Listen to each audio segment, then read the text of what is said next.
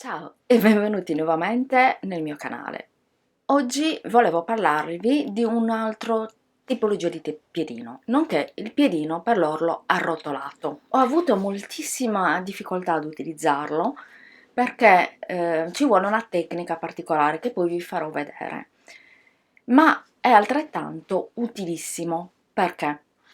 Perché possiamo rifinire appunto con un orlo arrotolato molto fine, molto piccolo, i tessuti leggeri. Quindi per esempio quando vogliamo rifinire una stoffa di voile per fare un foulard, anche una tovaglietta di cotone, ovviamente tutti i tessuti che non devono essere particolarmente grossi, cioè di grosso spessore. È un piedino che ho da tantissimi anni perché solitamente è un piedino che ti danno con la macchina per cucire. Nel momento in cui te la vendono, solitamente c'è questa tipologia di piedino. Ci volete credere che io non sono mai riuscita ad usarlo? Grazie a dei tutorial di varie nazionalità, blog, youtuber, libri, finalmente sono riuscita ad usare questo piedino, diciamo un pochettino difficile da utilizzare, ma che se voi riuscite a utilizzarlo vi darà veramente tantissime soddisfazioni. Poi vedremo nel dettaglio come è formato questo piedino. Ci sono di varie dimensioni, è una specie di chiocciolina nella parte davanti, diciamo, del piedino, che permette al tessuto di essere arrotolato. Poi andiamo a vedere insieme come io realizzo l'orlo arrotolato. Utilizzerò due tessuti diversi, un tessuto in cotone e un tessuto più leggero, in modo da farvi vedere un pochettino la differenza. Spero che il video vi piaccia. Se siete interessati guardate il tutorial e poi ci vediamo alla fine del video. Questo è il piedino di cui stiamo parlando. Vedete che ha una sorta di chiocciolina nella parte davanti. Vedete? Questa qui. Questo che ho io ha la chiocciolina molto piccola e credo che sia proprio il modello più piccolo di piedino per orlo arrotolato, ma come vi ho detto precedentemente ne trovate di altre dimensioni, uno più grande, uno ancora più grande. Per prima cosa dovete abbassare il piedino e fare alcuni punti con la macchina, dopodiché estraete la stoffa e tagliate questi fili in questo modo. Ecco, è molto importante perché abbiamo in questo modo dei fili, vedete, che possiamo tirare. Quindi posizioniamo i nostri fili all'interno facendo molta attenzione e vedremo che tirando la stoffa da ambedue le parti, quindi dei fili da una parte e dalla stoffa dall'altra, si formerà già una sorta di imbuto, diciamo, inizierà già la stoffa a rigirarsi su se stessa.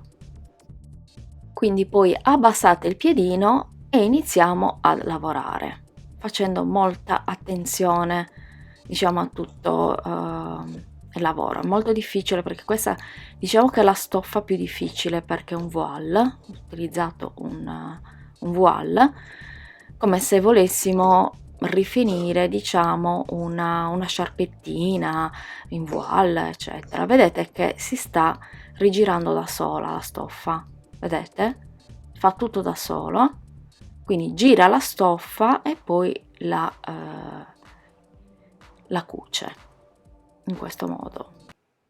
Dovete stare attenti a tenere la stoffa sia dalla parte inferiore che anteriore, come sto facendo io. Dovete un po' manipolarla, ecco, dovete farle fare alla stoffa quello che volete voi, a dirla breve. Quindi continuiamo e poi alla fine vedremo che il nostro lavoro è fatto abbastanza bene.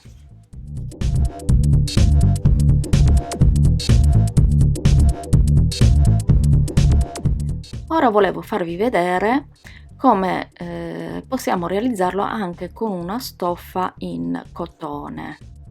Così ho la possibilità di farvi vedere ancora una volta come ho proceduto, quindi ho fatto dei punti, poi ho staccato, come vedete il mio da una parte posso tirare tramite i fili e dall'altra parte quindi posso tirare anteriormente la stoffa.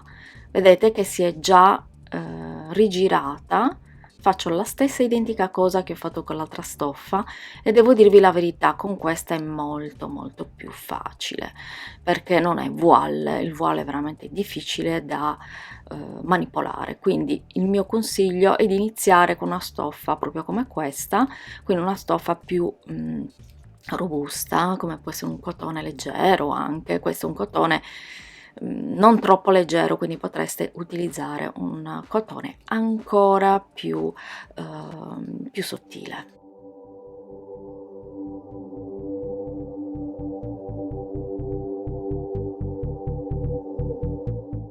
Ecco qui il nostro lavoro terminato. Come vedete è veramente piccolissimo l'orlo che abbiamo realizzato.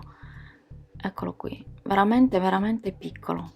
Spero che il video vi sia piaciuto, che sia stato di vostro gradimento e che sia stato utile. Voglio ringraziare con tutto il cuore tutti gli iscritti, i nuovi iscritti. Siamo quasi a 3350 iscritti e vi ringrazio tutti uno per uno, perché io non faccio iscritto ricambi, per cui tutti gli iscritti del mio canale sono tutti voi che volete insomma seguirvi e vi piacciono i miei tutorial e comunque il mio argomento riguardante il taglio e cucito. Se volete altri tipi di argomenti che non siano inerenti solo esclusivamente al taglio e cucito, potete tranquillamente lasciarmi un messaggio giù nei commenti, oppure ovunque voi troviate questo video. Io sarò contenta di fare un video per voi. Sto segnando tutte le richieste di video che mi state facendo nei vari social, anche in Facebook, ovunque, e state tranquilli che farò tutto, non vi preoccupate. Vi ringrazio veramente per l'affetto che mi state dimostrando, per il fatto che guardate i miei video, per il fatto che siete veramente interessati al mio canale e sono veramente molto felice, e il fatto che io stia ancora qua è grazie a voi, solo e unicamente a voi che mi guardate, anche alla luce diciamo di tutti le nuove regole diciamo di Google, che ha messo Google, e quindi di conseguenza anche YouTube. Veramente mi sento onorata che voi mi abbiate salvato, avete salvato il mio canale.